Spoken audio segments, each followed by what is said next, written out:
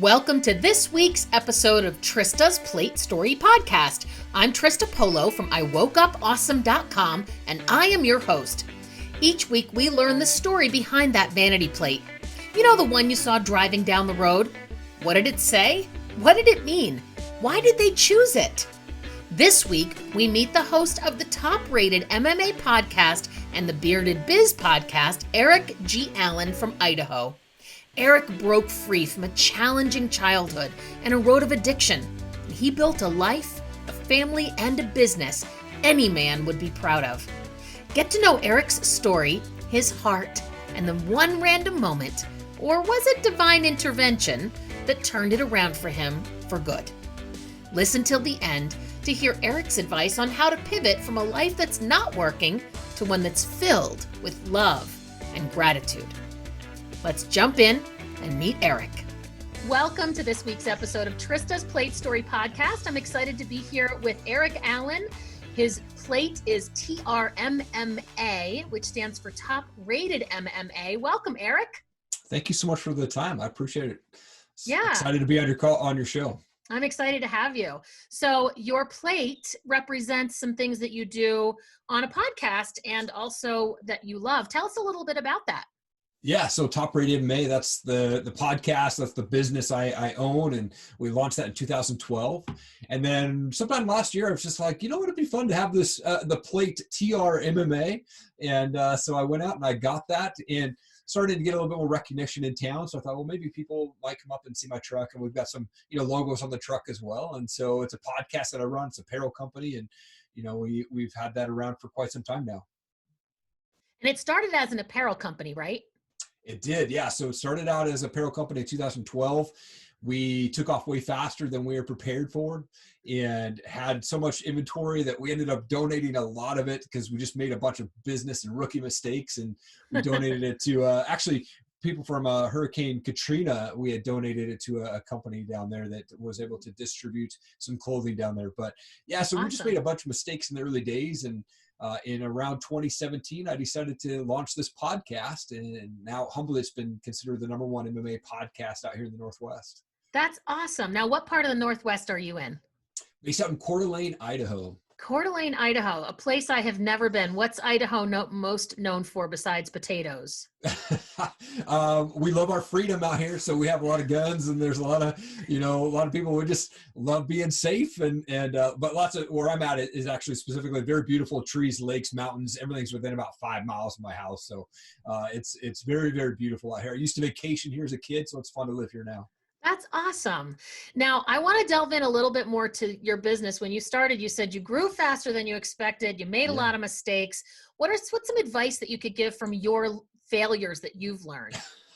Yeah, it was, like I said, there was a lot of mistakes for sure. We bought a bunch of inventory thinking it was just going to be the hottest thing out there and sell like crazy. And, we started it around this time when Tap Out was kind of this big apparel company in the MMA side of things. And not that we wanted to ever compete with them. We never thought that would be even something we would be able to do. And we didn't, but we started getting calls from guys from the UFC saying, hey, do you want to come sponsor our fighter? It's $10,000. I'm like, man, I started this company with $5,000. So I think just taking a step back and really looking at what do you want to do, and don't jump right into the inventory side of things and just stocking up on inventory before you can move it. That was a big thing for us is, we like I said, probably spent about $3,000 in inventory right up front, and pushed probably half of that. And then the rest of it was all giving it away to get our name out there. And so I think just for people who are out there starting a business, just do your research and don't jump right in until you know for certain that you're able to make some cash flow from it. Well, I think you're right. When you get started with a new idea, especially if you're really passionate about it, you can just go whole hog. Yeah. And I'm sort of the kind of person that likes to make messes and clean it up later. At least right. I'm in action. So yeah. I definitely acknowledge you for that, like really jumping feet first into your passion. Now, it occurs to me we should take a step back. Not everybody, this is not an MMA podcast. We get a lot of different kinds of guests. So let's just be responsible for our whole audience. Can you share a little bit, what is MMA and why do you love it? Yeah, mixed martial arts is what it is. And I think for the non-fans, a lot of people look at it as being this barbaric thing where two guys get in a cage and they're locked in there and there's no rules. And maybe in the early days, like 30 years ago, they kind of had that where there was no weight classes and there's no gloves and things like that. And over the years, it's progressed into a real sport that has rules, it has guidelines. It's very much about fighter safety and very much respectful between both fighters. And so that's what I love about the sport is guys who are doing this, some of them do it for fun. Most of them do it for as their job, especially the professional fighters, but they know that the guy across the cage from them is not somebody that they hate. They rarely have like personal beef with them. It's very much respect. No matter who wins, it's hugs, it's handshakes. Hey, thanks for your time. Maybe we'll do it again later. You know, so I love the respect side of things that comes with martial arts. And I think that's even outside of MMA, martial arts as a whole is very, very much respectful for fighters. And it's always about respectful for, you know, the sport itself. And so I think I love that part of it. I also love to see guys who get in there and put it all in the cage and win or lose. They're always typically smiling, you know, and now it's females too. And it's females too, right? And Yeah. it's not like the wrestling world where they set up rivalries and create a lot of drama, and it's more like a soap opera. It's nothing like that. That is correct. It's actually real fighting. It's actually real guys that are getting in there. They're, you know, have their gloves on and, you know, they have timed rings and, you know, the corners are there and there's doctors there to make sure that if they ever get to a point where they can't protect themselves, the refs will stop, you know, so it's very much about fighter safety now. 30 years ago was not that way where, you know, a corner could throw a towel in and call it quits and things like that. And it wasn't as safe. But I think I've read lots of studies over the years that have said that MMA is actually safer than boxing because you take less hits to the head. And so it's very much a very safe sport if you're in the sport, right? I mean, you're going to get hurt probably at some point. You'll get some cuts or, you know, but pretty rare do you see somebody walk out with a broken bone or something like that. I have to tell you that in case anybody listening is in my camp where I'm not really that familiar with the sport, my knowledge of it is the Ultimate Fighter Championship from the Friends episode. Oh, okay.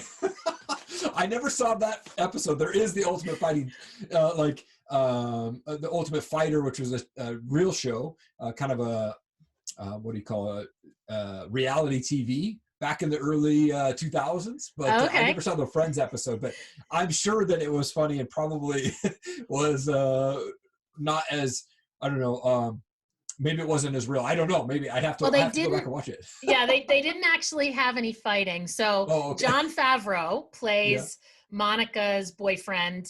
I think his name was Pete, and he was like this billionaire or whatever. And there's the episode where he's getting a diamond. He's ordering a diamond, and she thinks it's a ring, and it turns out, or a ring. So she thinks it's a diamond ring, and it turns out it's the Ultimate Fighter Championship ring. And maybe they did have one episode where he went in and got his ass kicked. Yeah. Okay. And she's like, I just can't. And they broke up. But that's my experience with the MMA world. That's awesome. Yeah. So now it's a little bit deeper. Sure. Yeah. So you also have another podcast, right? Not just the Top MMA. Can you tell us about your other podcast? Yeah, so both Top Rated MMA and my other show is called The Bearded Biz Show. I'm very intrigued and interested by people's stories. Why on Top Rated MMA, why do people want to get in the cage? Why do they want to go and do that as a living? And some of them just do it for fun. But I started The Bearded Biz Show to really expand the folks' stories that I could hear. So Top Rated MMA, obviously very tailored to the MMA fight game, fighters, things like that. The Bearded Biz Show really opens the door for anybody. And I've been able to talk with everybody from Ed Milet to Sean Whalen to a 14-year-old kid in England on a farm making $30,000 a year on eBay, you know? Wow. And so I just love to hear stories of people being successful in life. Maybe they've gone through a lot of hardships and then they've gotten through that. And so I love to hear that breakthrough moment in their life. Now, you've had some breakthroughs in your life after some challenges. Are you willing to share kind of where you came from? Because I think your love of the stories of others probably comes from a pretty personal place. Yeah, absolutely. Absolutely. You know, I grew up in what I thought was a typical household. You know, I grew up in Eastern Washington and had lots of, Little League games and went to the parks with my dad and things like that. And my parents decided to get a divorce when I was 11 years old, and my mom got together with somebody else pretty quickly after that. moved me to Montana at 12 years old. And I watched a lot of physical abuse happen to my mom at that point from my mom's boyfriend. And to the point where I was at 13 years old, I actually had to fight him off. And lots of blood. My mom never pressed charges. And I think that led down a path of me being just self-destructive for a while. You know, I became addicted to drugs, smoking a lot of pot, dropping acid and eating mushrooms, and drinking a lot of alcohol in my high school years and even in my early 20s. And I think I was on this real wrong path for quite some time before stepping out and breaking free from that. Yeah, that's pretty, that's a lot for a kid to have to handle. What was going through your mind when you had to defend your mom? Yeah, it was interesting. So they were always out drinking. The house that they rented for us in Montana had 3 bedrooms. It was my mom and her boyfriend, my little brother, who was the son that they had together, who was just a year old, and then my sister. And then there was no other rooms. And so they actually put me in the garage in Montana during the winters, which was always interesting. Isn't it cold in Montana in the winter? Extremely. Yeah. Okay. I had a fireplace out there, and I would stoke the fire and get that going. That was my heat. Oh my gosh.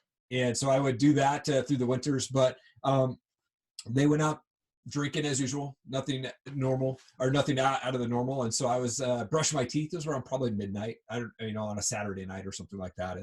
And usually when they come home arguing, I just don't pay attention because it was just, that's what happened. But I was brushing my teeth and I literally felt something in my heart and say, man, you got to turn around and look around the corner. And so the way the house was set up is if I'm in the bathroom and I walked out and I turned to the right, that would walk down to the kitchen, to the pantry, and then to my room in the garage. And as I peeked around the corner, my mom's boyfriend was on top of her, fist after fist, punched her in the face. And I thought, I got to do something. I got to figure out how to get her off or get him off of her. And so the first thing that came to mind was grab a frying pan, which happened to be one of those cast iron pans that you would take camping, those real heavy ones. And so I walked up behind him playing 12 years of baseball and swung as hard as I could, and I hit him in the back of the head. And it didn't knock him out. As he turned around, he said, "What the F?" And as he was mid-sentence, I took another swing and hit him in the forehead and split his face open. And surprisingly, still didn't knock him out. There was a lot of blood, though, coming. And at that point, I had fallen over. And I remember him standing over me, starting to yell. And as he did that, my mom comes out of nowhere and lands like 6 punches in a row to the face of his face, and blood's on the wall behind him. And the police finally showed up and took him to jail for the night.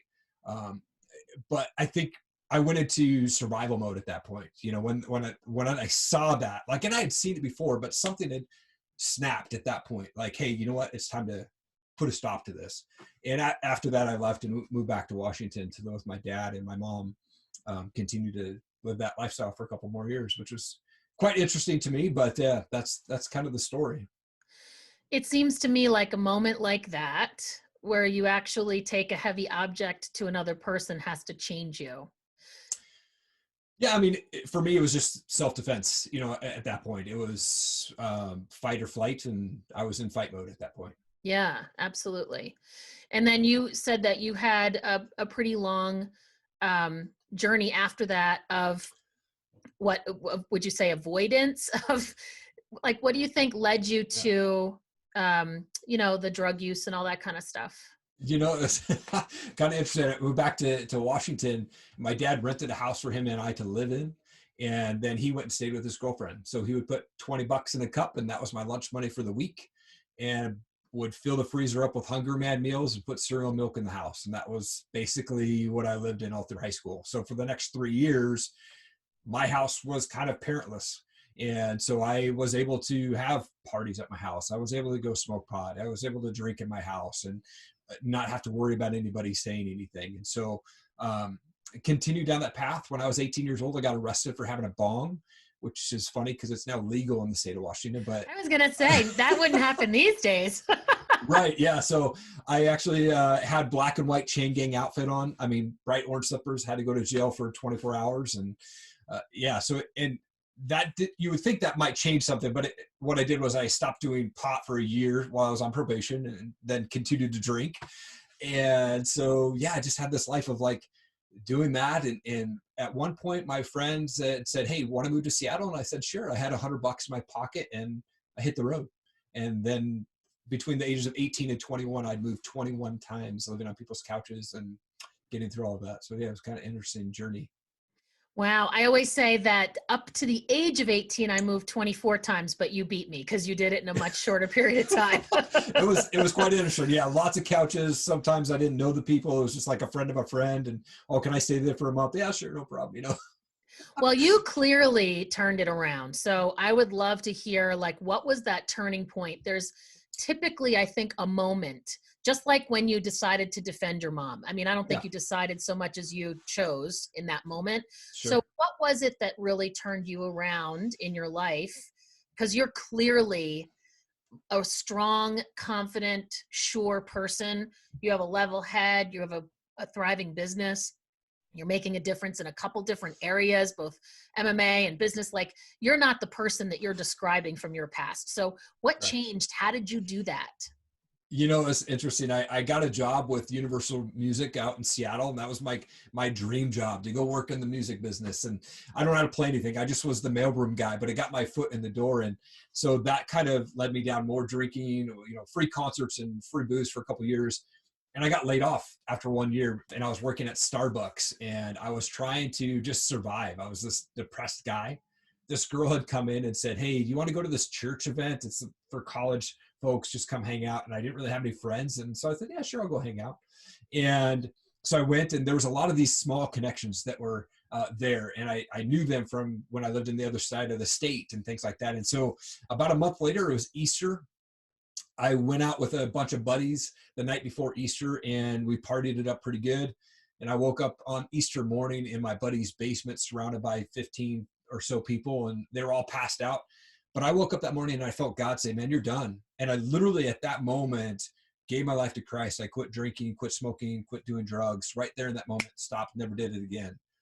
And I called Wow. that girl who had invited me to that church event that day. And I got her voice when I said, hey, I just want to say happy Easter, and hopefully I'll see you back at the store.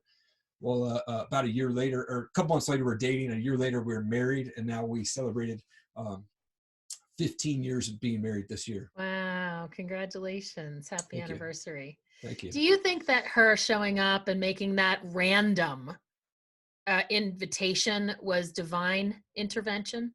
Totally. Yeah. Yeah. Yeah. Yeah. It was, It's too random. It's too random right. not to be, right? Yeah. And, oddly enough, her and I are actually born at the exact same minute, different What? days, different years, but on our birth certificate is documented 1:41 p.m. for both of us. Wow. That's weird. Yeah. Yeah. We were on our honeymoon, and it was like before you kind of had to have the passports. We had our birth certificates, and I was like, hey, what time were you born? 1:41. What?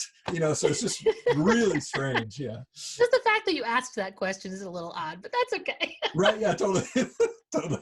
Like, who asked? I know what time I was born because every year my parents call me at 7:04 a.m. That is Okay. exactly when I was born. So I've always known my time Yeah. of birth, but I don't think it's something most people even know, like what time they were born. Right. Yeah. Yeah. That's wonderful. Does your wife participate in any of your business stuff, or does she kind of do her own thing? She's the brains, right? So, Oh, yeah. So I always run things by her. Typically, if I'm trying to, my brain goes everywhere when it comes to ideas. Like, oh, let's do this or let's do that. And I go, she's the person that kind of holds me tight instead of letting the kite go fly off, right? Nice. Like, and not in a bad way. I always go to her to try to, make sure that I'm making right decisions and things like that when it comes to the business side. What do you love most about your wife? Oh man, she's absolutely hilarious. So funny.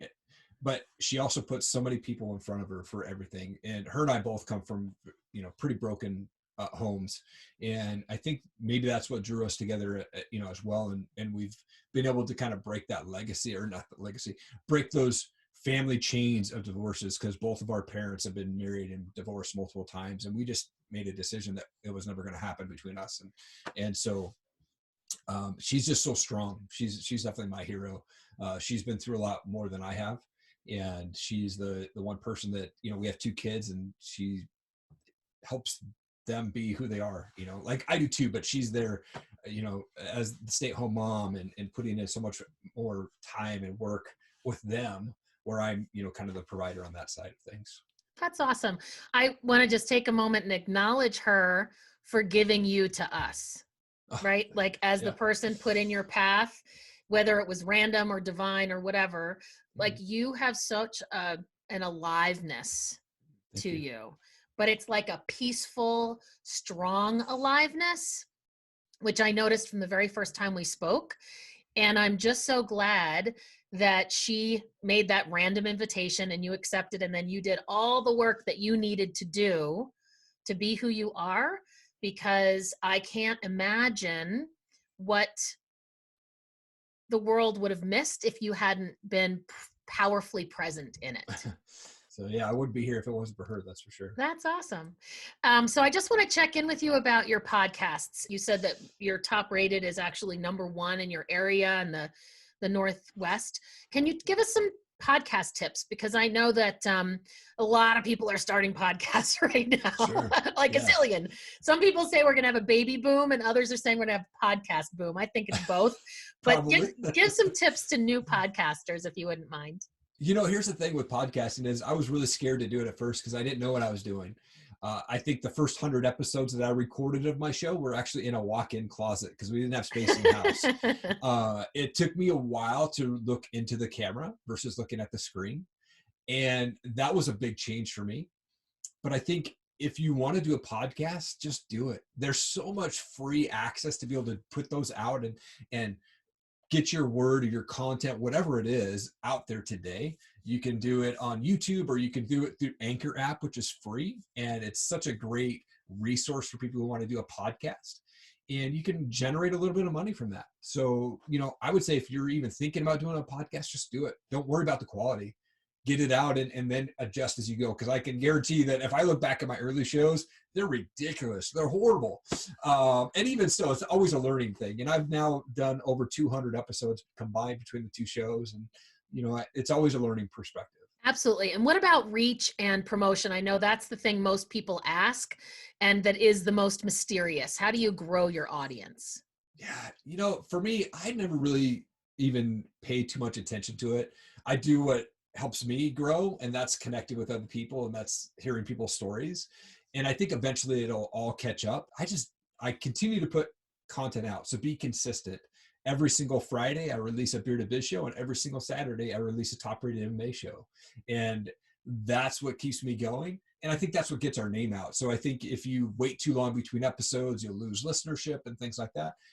Number one thing is just be consistent, and then your audience will grow with you. I think that you hit the nail on the head with the consistency. I started a YouTube channel about a year and some change ago, and I just got so frustrated with how much time it took me to get such little result in my views and my reach and my subscribers and blah, blah, blah. And I forgot that I wasn't doing it for that. I was actually doing it for the opportunity to express myself, to share a message that I thought was important to share. And what I'm realizing looking back is if I had stayed consistent, because of a couple of the videos that I did that got a really, not viral, but when maybe I'd get 100 views, it got 3,000, those heavy hitter videos. Yeah. If I had just continued to be consistent, I probably would have grown a nice following on YouTube, 10, 20, 50 times more than I was able to accomplish if I hadn't given up on it. And so that's what I decided when I started this podcast is it doesn't really matter how quickly it grows as long as I'm proud of the work. And for me, it's also about telling the stories. Now, of course, I have to remind myself of that regularly because I do go to the stats and I do want to know about what's my rank and how many views and how many subscribers and has anybody reviewed me yet? And it can be very distracting because that's what everybody talks about. Yeah. And so I'm going to just echo what you said. If you're doing something that you love and you're passionate about the content, who cares? Just let it go. Yep. And just enjoy yourself. And I noticed when I first started, I was only uploading up to YouTube. And so a lot of my earlier videos have, 3-figure views, some things like that. And my Facebook would have very little because I was sharing the link to Facebook. What I realized was it was better for me to upload to Facebook and YouTube. Mm-hmm. And so what that did though was my videos on YouTube maybe have 100 views or less even. And then my Facebook video views though are like in the several thousands now. Yeah. And so it's just interesting. I think both options are really good. And so when I upload my shows, I go to both. It's a mystery. Yeah, absolutely. It is. Absolutely. Well, that's awesome. So I always like to turn the tables and see Yeah. if there's a question you have for me. So do you have a question for me?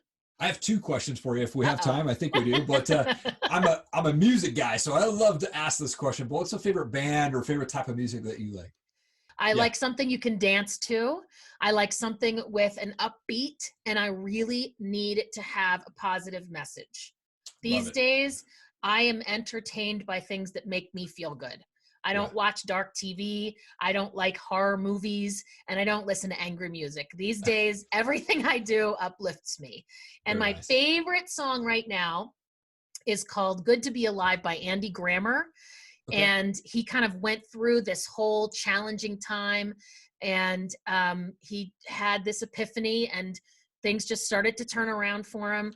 And now it's good to be alive. And that song always gets me going. Love it. What's a bucket list item for you? Can I tell you, I don't have a bucket list. Okay. And the reason is because I really believe in creating my life on purpose, taking 100% creative control over it, and then being responsible for all of it. Yeah. So I always wanted to act. I was an improv actor for 4 or 5 years, and I'll probably do that again. Yeah. I have a podcast. I get to work from home. I have a dog that I love dearly. I spend time with my family when I can. I'm in a wonderful relationship with my husband. I really, because I create my life, if I want it badly enough, I just stick it in now. I don't have this like hope list that I'll maybe get to someday. Come on. Love it. That's awesome. That's a good question. Yeah, absolutely. That's a good question. Absolutely. Thank you for asking those. Yeah. So any last words, any advice? I would love to hear a final word from you on whatever you want to say. But if you have anything to say to people who are struggling to turn something around, pivot from something that's not working to a life they can really embrace like you have. It's always a learning, always a learning day for me. Every day is learning. And so I start my day listening to a motivational video, get morning habits and be consistent with those, whether that's waking up and being in prayer or quiet time or meditation, whatever. But if you stick to them, I think that really helps set the day, sets the tone for the day.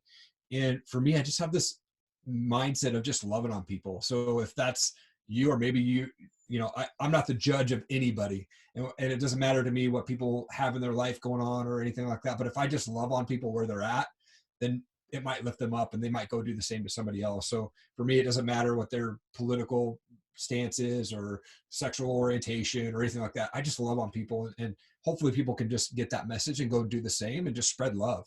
Perfect way to end this podcast episode. Erik, I'm so happy to have had you on the Plate Story podcast. And I just wish you so much success, abundance, and love in your life. Thank you so much. It's been such an honor to be on your show. Thank you, Trista. Thanks for joining us for this week's episode of Trista's Plate Story Podcast. Please subscribe to Trista's Plate Story Podcast to get the story behind all those vanity plates driving with you on the road. And if you would like to nominate the owner of a license plate, including you, or visit any of our partners and sponsors, come see us at PL8STORY.com. That's PL8STORY.com and give us the details. If you enjoyed this episode, please drop a review and give us a share. I'm Trista Polo, wishing you well on the road to your next adventure.